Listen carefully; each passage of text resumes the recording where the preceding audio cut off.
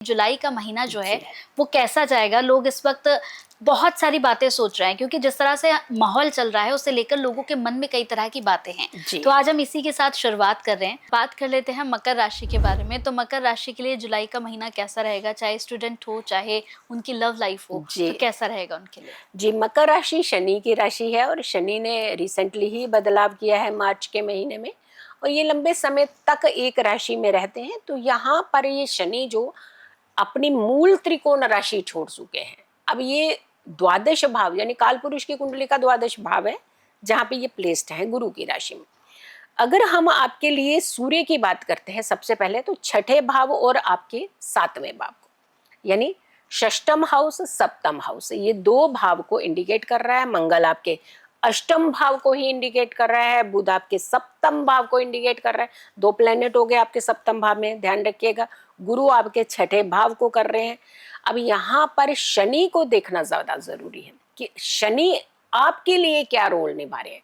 शनि आपके तीसरे भाव को इंडिकेट कर रहे हैं। अब तीसरा क्या है? हमारी मेहनत, पराक्रम।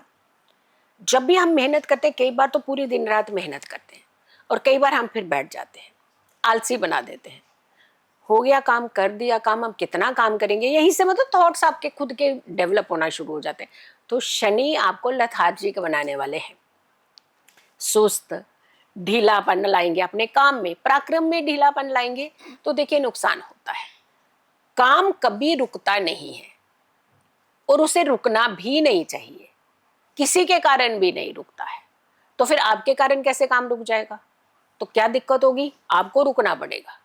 यहाँ पर आपने एक एनर्जी अपनी बनानी है, अपने आप को पुश करना है, थोड़ा सा आलसी नहीं बनना है।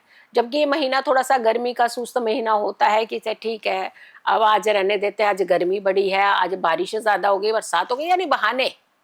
तो ये नहीं करना है आपने जुलाई के महीने में, बिल्कुल ऐसा नहीं करना है।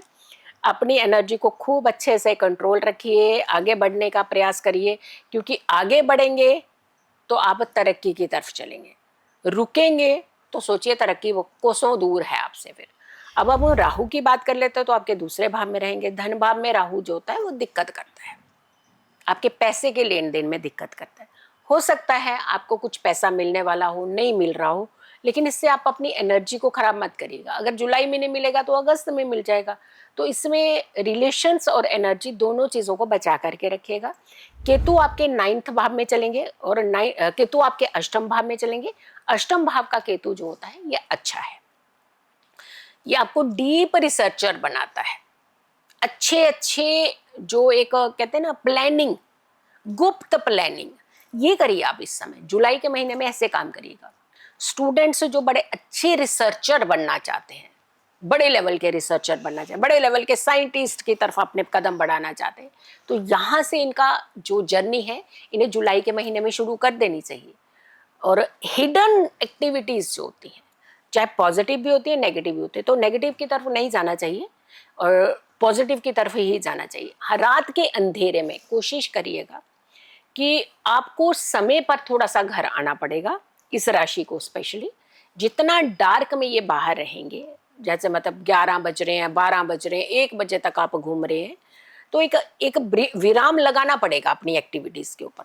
तो थोड़ा सा समय पर घर आइए ताकि आपके ऊपर किसी भी तरीके का खतरा जो है वो ना हो। आपको क्या उपाय करने चाहिए? सबसे पहले तो शनि न्याय के देवता है, जस्टिस के देवता है। एक काला धागा लीजिएगा, 1.25 मीटर काला धागा, और ये काला धागा सबसे पहले आपने शनि मंदिर में जाना है, वहीं बैठना है, स्थान पर बैठना है, और नीचे कोई कारपेट या कुछ नहीं होना चाहिए शनि मंदिर में। देखिए जब हम मंदिर और पूजा स्थानों में जाते हैं ना, तो वहाँ ये नहीं होना चाहिए हम यहाँ नहीं बैठ सकते, वहाँ नहीं बैठ सकते, हमारे कपड़े खराब हो जाएंगे, नहीं। वहाँ भाव होते हैं अच्छे। आप जमीन पर वहाँ पे जो भी आपको फर्श मिले वहाँ बैठिए, उस धागे को अपनी राइट कलाई में बांध लीजिएगा और जुलाई के महीने में बांधे रखिएगा। एनर्जी अच्छी होगी आपकी और आप बहुत सारी घटनाओं से बचेंगे। जी बिल्कुल।